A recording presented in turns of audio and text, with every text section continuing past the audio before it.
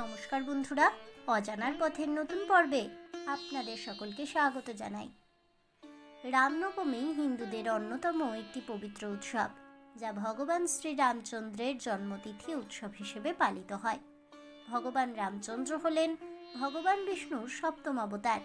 এই উৎসবটি প্রতি বছর চৈত্র মাসের নবমীর দিনে পালিত হয়, যা সাধারণত মার্চ বা এপ্রিল মাসের মধ্যে পড়ে।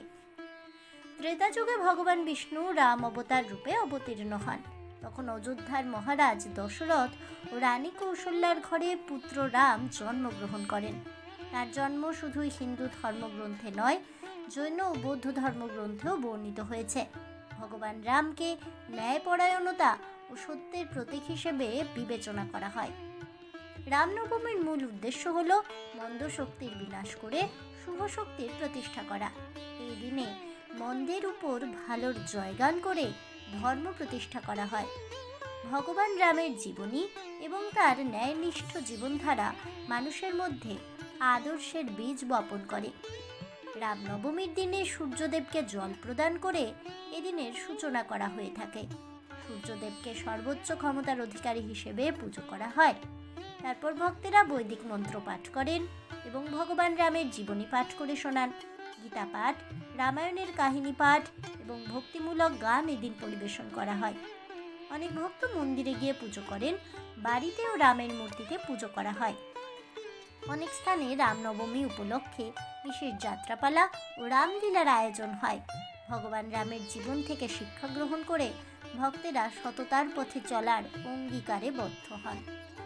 রামনবমীর মাধ্যমে আমরা যে শিক্ষা পাই, অন্যায়ের বিরুদ্ধে লড়াই করে ন্যায় প্রতিষ্ঠা করতে হবে, সমাজে মিথ্যের বিরুদ্ধে সত্যের জয় সুনিশ্চিত করতে হবে।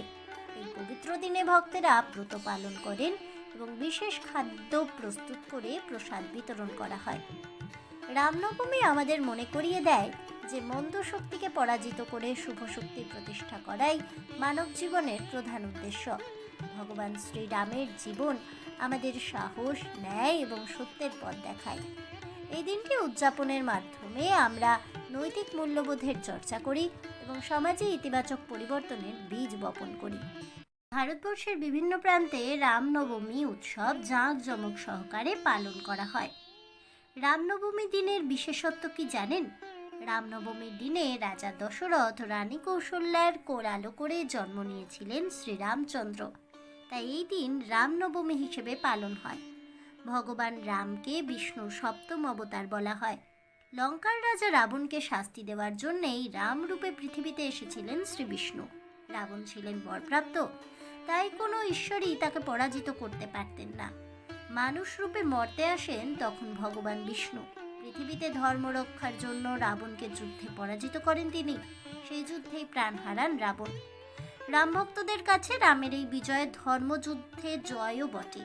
তাই তারা রামনবমীর দিনটিকে নিষ্ঠা ভরে পালন করেন। শুক্লপক্ষের নবম দিনে পড়ে এই তিথি। হিন্দু পঞ্জিকার চৈত্র মাসের নবমী তিথি। চৈত্রের 9 দিনে বসন্তের নবরাত্রি পালিত হয়।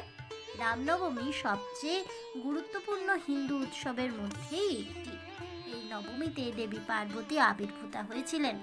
তাই এই দিনকে সনাতন হিন্দু ধর্মের বিশ্ব মাতৃ দিবস হিসেবেও পালন করেন সনাতনীরা।